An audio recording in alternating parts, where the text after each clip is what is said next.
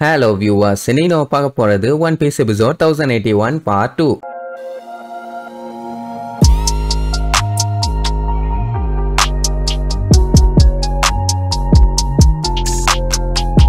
Open பண்ணா நம்ம ஷாங்க்ஸ் இப்ப லேண்ட் ஆஃப் ஆனவன் நோக்கி போயிட்டு இருக்கான்ல, அவனுக்கும் சரி அவன் ஆளுகளுக்கும் சரி செம ஹாப்பி. இதுல என்னன்னா உசோப்போட அப்பாவும் அங்கதான் இருக்காரு. அவருக்கு உசோப்ப பார்க்க தைரியம் இல்ல. அண்ட் யூஸ்டஸ் கிட்டும் அங்கதான் இருக்கான். ஆல்ரெடி இவங்க கிட்ட வம்பிழுத்து சண்டையை போட்டிருக்கான். இப்ப மறுபடியும் இவங்க போனாங்கன்னா விடுவானா? அவன் எப்படியும் சண்டை போடுவான். என்ன பண்றதுன்னு ஒரே குழப்பம். சரி எப்படி இருந்தாலும் இவங்களுக்கு கேப்டன் ஒருத்தர் இருக்கானே, அவன் எதுவா இருந்தாலும் பாத்துக்குவான்னு ஷாங்க்ஸ் கூடுவாங்க. அவன் பாத்தீங்கன்னா லூஃபியோட போட்டோ பார்த்துட்டு ரொம்ப சந்தோஷப்படுவான். ஏன்னா சின்ன வயசுல துருன்னு சேட்டப் பண்ணிட்டு இருக்கும் போது பார்த்தது. இப்ப பாத்தீங்கன்னா கடலோட எம்பரராவே ஆயிட்டான். சோ அவன் சொன்னதை சாதிச்சிட்டான்னு சொல்லிட்டு அவ்வளவு ஹாப்பி. அப்ப அவனுக்கு ஒரு சின்ன பிளாஷ்பேக். ஷாங்க்ஸ் பாத்தீங்கன்னா எங்கேயோ டிராவல் பண்ணி போயிட்டு இருப்பான். எங்க என்னன்னு தெரியல. ஆனா அதே நேரம் அதே ரூட்ல CP0 சேர்ந்த ஆளுங்க ஒரு பொட்டி ஒண்ண பாதுகாப்பா தூக்கிட்டு போவாங்க. கடலோட நிலைமை வேற சரியில்லை, நம்ம இத பத்திரமா கொண்டு போய் எப்படியாச்சும் சேர்த்தே ஆகணும்னு சொல்லிட்டு இருக்கும் போது திடீர்னு அவங்களை யாரோ அட்டாக் பண்ணுவாங்க. வேற யாரும் இல்ல, நம்ம ஷாங்க்ஸ். அடிச்சு புடிச்சு வெளியில வந்து பார்த்துட்டு செம்மையா கடுப்பாவாங்க. அங்க அவங்களுக்கே பீதியாவும். ஏன்னா CP0 ஏஜென்ட் இல்ல, பட் ஷாங்க்ஸ் தான். எவனா இருந்தா என்ன, தட்டி பிரிச்சிருங்க, யாரையும் விடக்கூடாதுன்னு சொல்லிட்டு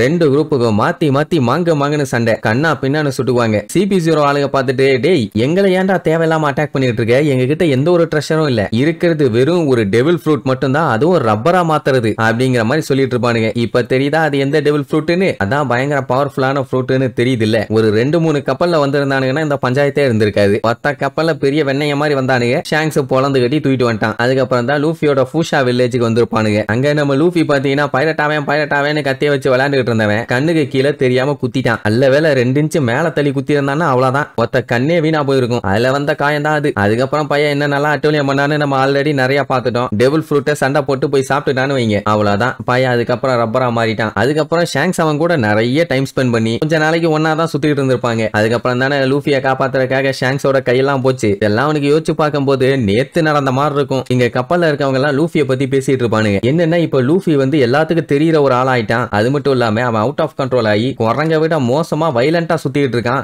அப்படி இப்படின்னு அவங்க பாட்டு கதையா பேசிட்டு, ரைட்டு அவனை பார்க்க போலாமா அப்படின்னு கேட்டா, நான் லூஃபியை பார்க்கலாம் அங்க போகலாமா, எல்லாத்துக்கும் தூக்கி வாரி போடும். நம்ம டெரிட்டோரி எல்லாம் இப்ப என்ன ஆயிட்டு இருக்குதுன்னு கொஞ்சம் யோசிச்சு பாருங்கம்மா. வேற ஒண்ணும் இல்ல, லூஃபியோட ஆளுன்னு சொல்லிட்டு இந்த பாட்டு இருக்கான்ல, அவன் என்ன பண்ணிருக்கான், ஷாங்க்ஸோட ஏரியாக்குள்ள போய் அங்க கலவரம் பண்ணி அவனோட பிளாக் எல்லாம் எரிச்சிட்டு, இனிமேட்டு இந்த ஏரியா லூஃபியோட கண்ட்ரோல், அவரோட ஏரியா, அவரு தான் கடலோட எம்பரர், அப்படி இப்படின்னு அட்ராசிட்டி பண்ணிட்டு இருக்கான். இதை இப்படியே விட்டானா மக்களுக்கு இவன் மேல இருக்க நம்பிக்கை போயிடும். சொன்னோன்னே அதெல்லாம் போயிட்டு போகுது, நாங்க எப்படியாச்சும் அவனை பார்த்தே ஆகணும், எங்களை கூட்டு போங்கன்னு கெஞ்சுவாங்க. ஆனா ஷாங்க்ஸ் கூட்டு போறதா இல்ல. அப்படியே கட் பண்ண இன்னொரு குண்டு தூக்கி போறானுங்க. என்னன்னா ரெவல்யூஷனரி ஆர்மியை சேர்ந்த சாபோ கிங் கோப்ராவை மர்டர் பண்ணிட்டானாமா. அதனால இதை இப்படியே விடக்கூடாது, சட்டு புட்டுன்னு அவனை போட்டு தள்ளணும்னு அக்கைனு கிட்ட சொல்லிட்டு இருப்பாங்க. கிங் கோப்ரா அரபஸ்டாவோட கிங் ஆச்சே, இனி இதுக்கு மேல யாருக்கு எதுவும் ஆகக்கூடாது அப்படின்ட்டு பயங்கரமான டிஸ்கஷன். அப்பதான் குரோமான்னு ஒருத்தனை காட்டுறாங்க. இவன் தான் CBCIDயோட director, naval bureau of investigation பாங்க. அட வேற ஒண்ணு இல்ல, ரெவரிக்கு வந்திருந்தாருல்ல, அந்த டைம் நம்ம சாபோ உள்ள போந்து எப்படியாச்சும் பாத்ரோமியோக்குமாவை காப்பாத்தணும்னு இறங்கினானே, அப்ப அந்த இடத்துல பெரிய கலவரம். அட்மிரல்ஸ் 2 பேரும் சண்டை போட்டிருக்கானுங்க. ஆனாலுமே அவனை தடுக்க முடியல. பாத்ரோமியோவை காப்பாத்திட்டு அவன் அங்க இருந்து எஸ்கேப் ஆயிட்டான். அந்த டைமுங்கும் போது கிங் கோப்ராவோட பொண்ணு விவியும் திடீர்னு காணும். அவங்க ஏரியாக்குள்ளேயே வந்து அட்டூழியம் பண்ணிருக்காங்கல்ல, அது எப்படி சும்மா விட முடியும்? லேண்ட் ஆஃப் காட்ஸ் எல்லாம் அட்மிரல்ஸால ஃபுல் எஃபோர்ட் போட்டெல்லாம் சண்டை போட முடியாது. ஏன்னா அதனால செலஸ்டியல் டிராகன்ஸுக்கு ஏதாச்சும் ஆச்சுன்னா அது பெரிய பஞ்சாயத்து. சரி,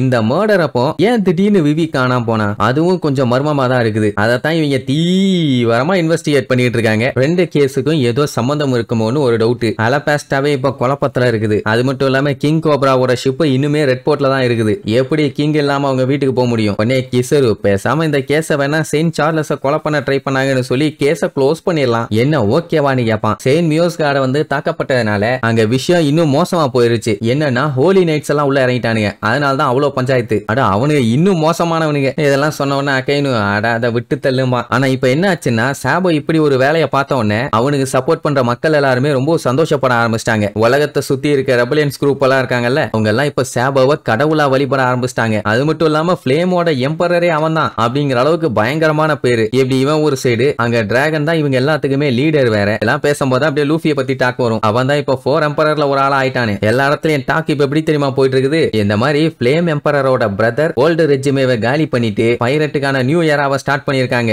அப்படி இப்படின்னு உலகம் பூரா நம்ம ஆளுகளோட பேரு பரவி தள்ளுது. சரி அப்படியே அங்க கட் பண்ணா அந்த அரமக்கி கூட சண்டை தாறுமாறா போயிட்டு இருந்துச்சுல்ல. அவன் பாத்தீங்கன்னா எல்லாத்தையும் ஈஸியா போட்டு தள்ளிடலாம் நினைச்சிட்டு காட்டுத்தனமா சண்டையை போட்டான். அதான் பெரிய மரமெல்லாம் மாறினானு. ஆனா இப்ப அவனே பதறான், என்ன இவ்வளவு ஸ்ட்ராங்கான ஹாக்கியான்னு. யமட்டோ பார்த்துட்டு 20 வருஷத்துக்கு அப்புறம் இப்பதான் அவங்க நிம்மதியா சாப்பிடுறாங்க. ஒரு அற்புதமான வாழ்க்கை இனிதான் அவங்களுக்கு ஸ்டார்ட் ஆகவே போகுது. அதுக்கான விருந்து போயிட்டு இருக்குது. அதை கெடுக்க நான் விட மாட்டேன்பா. நீ யாரு என்னன்னு கேட்டவன நான் தான் யமட்டோ, ஐடோவோட பையன்பா. ஐடோவுக்கு பையன் இருக்கான்னு அவனுக்கே தெரியாது போல. பயங்கரமா ஷாக் ஆயிருவான். அப்பதான் மொமனோசுகே, ஆமா யமட்டோ, யாரையும் நீ உள்ள விடக்கூடாது அப்படி இப்படின்னு பயங்கரமா டயலாக் எல்லாம் அடிச்சுட்டு பிளாஸ்ட் பிரீத்னு அட்டாக் பண்ண வருவான். ஒக்கமாக்கா இன்னைக்கு அவன் சாதாரண போறான். ஏன்னா நெருப்பு வச்சு மரத்தை அட்டாக் பண்ணா எரிஞ்சிருவான்ல. பண்ணிடுவான்னு பார்த்தா எடுத்துட்டான். நான் எப்படி அட்டாக் பண்ணணும்னு தெரியல. புஷ்வான மாதிரி புஷ்னு போயிடும். இருந்தாலும் பரவாயில்ல, நான் என் கான்பிடென்ட் விடணும். ஐயால வந்துட்டான்னு பாஞ்சு போய் மரத்தை போட்டு கவு கவுன்னு கவிட்டு இருப்பான். அரமக்கிக்கு ஷாக்கு மேல ஷாக்கு. இவன் யாரா புதுசா இருக்கான்? கைடோ வேற கலர் ஆச்சே, பிங்க் கலர்ல எல்லாம் டிராகன் இருக்கான்னு அவன் லுக் விட்டு இருக்கும்போது